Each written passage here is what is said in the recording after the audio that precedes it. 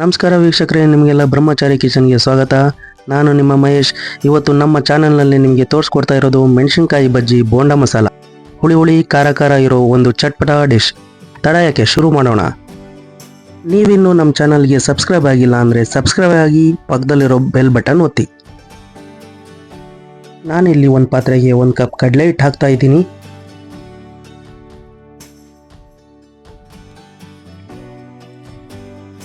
ಸ್ವಲ್ಪ pepper powder,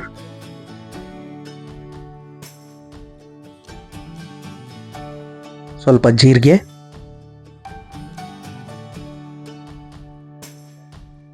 ಸ್ವಲ್ಪ chat powder, ಸ್ವಲ್ಪ ಅರಿಶಿನ,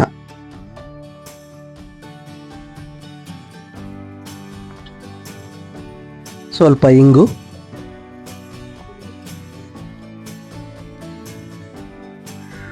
ಒಂದು ಚುಟುಕಿ ಸೋಡದ ಪುಡಿ,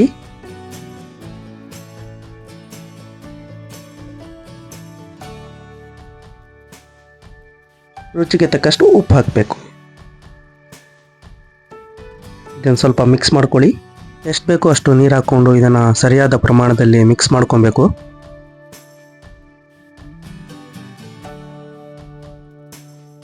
ಹಿಟ್ಟು ತೆಳ್ಳಗೂ ಇರಬಾರ್ದು, ಅತಿ ದಪ್ಪನೂ ಇರಬಾರ್ದು. ಸರಿ ಪ್ರಮಾಣದಲ್ಲಿ ಅದನ್ನು ಮಿಕ್ಸ್ ಮಾಡ್ಕೊಬೇಕು.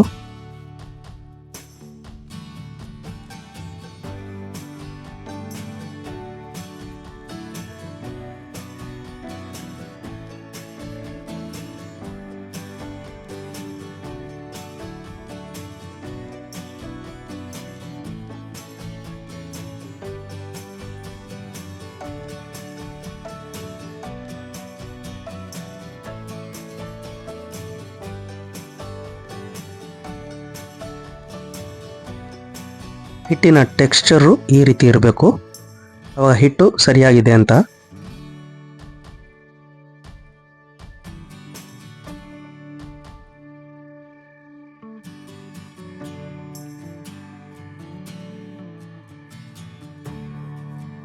ಇವಾಗ ಒಂದು ಬಾಣಲಿಗೆ ಎಷ್ಟು ಬೇಕೋ ಅಷ್ಟು ಪ್ರಮಾಣದಲ್ಲಿ ಎಣ್ಣೆ ಹಾಕ್ಕೊಳ್ಳಿ.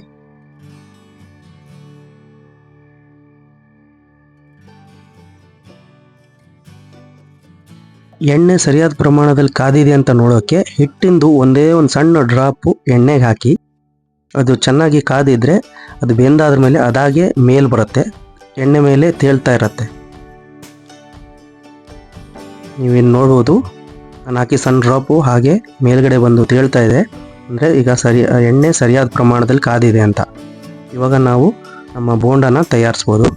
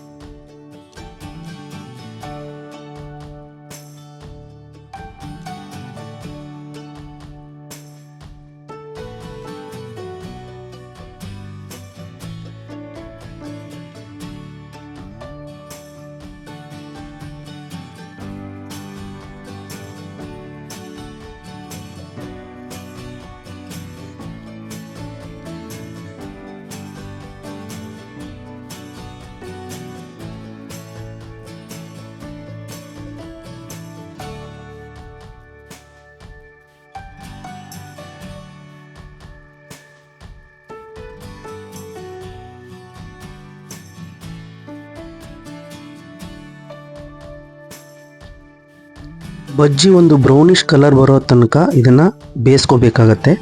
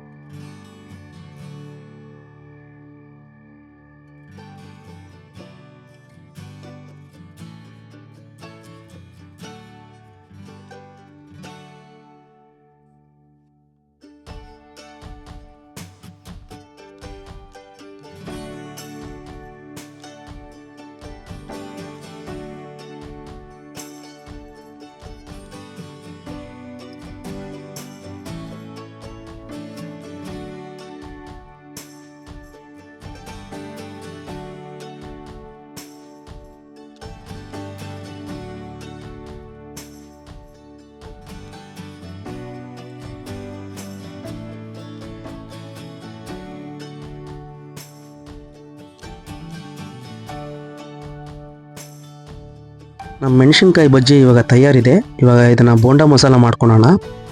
ಮೊದಲಿಗೆ ನೀವು ಬಜ್ಜಿನ ಈ ರೀತಿ ಮಧ್ಯದಲ್ಲಿ ಕಟ್ ಮಾಡ್ಕೊಬೇಕಾಗತ್ತೆ.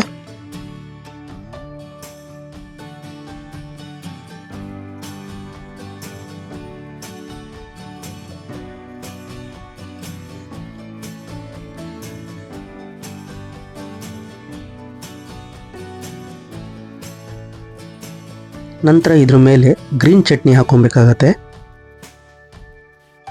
ಈ ಗ್ರೀನ್ ಚಟ್ನಿನ ಹೇಗೆ ಮಾಡೋದು ಅಂತ ನಾನು ನಿಮಗೆ ನೆಕ್ಸ್ಟ್ ವಿಡಿಯೋದಲ್ಲಿ ತಿಳಿಸ್ಕೊಡ್ತೀನಿ.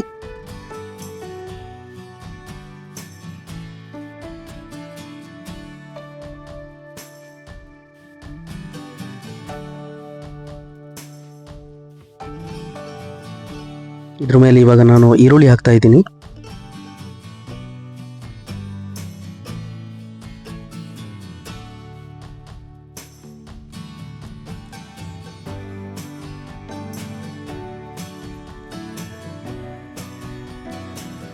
ಈಗ ಇದ್ರ ಮೇಲೆ ನಾನು ಕ್ಯಾರೆಟ್ ತುರಿ ಹಾಕೊತಾ ಇದ್ದೀನಿ.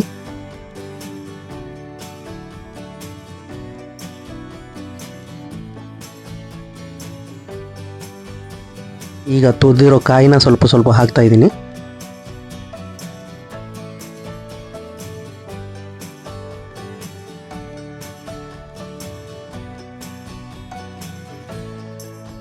ಈಗ ಸ್ವಲ್ಪ ಸ್ವಲ್ಪ ಚಾಟ್ ಪೌಡರ್ನ ಇದ್ರ ಮೇಲೆ ನಾವು ಹಾಕೊಬೇಕಾಗತ್ತೆ.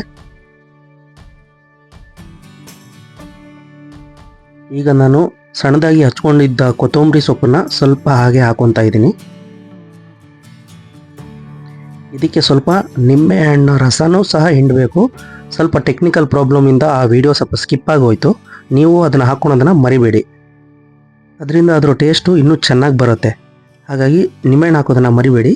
ಈಗ ನಮ್ಮ ಮೆಣಸಿನಕಾಯಿ ಬಜ್ಜಿ ಬೋಂಡ ಮಸಾಲ ತಯಾರಿದೆ. ಈ ಡಿಶ್ ನಿಮಗೆ ಇಷ್ಟ ಆಗಿದರೆ ಲೈಕ್ ಮಾಡಿ, ಶೇರ್ ಮಾಡಿ, ಹಾಗೆ ಸಬ್ಸ್ಕ್ರೈಬ್ ಆಗೋದನ್ನು ಮರಿಬೇಡಿ. ನಮಸ್ಕಾರ.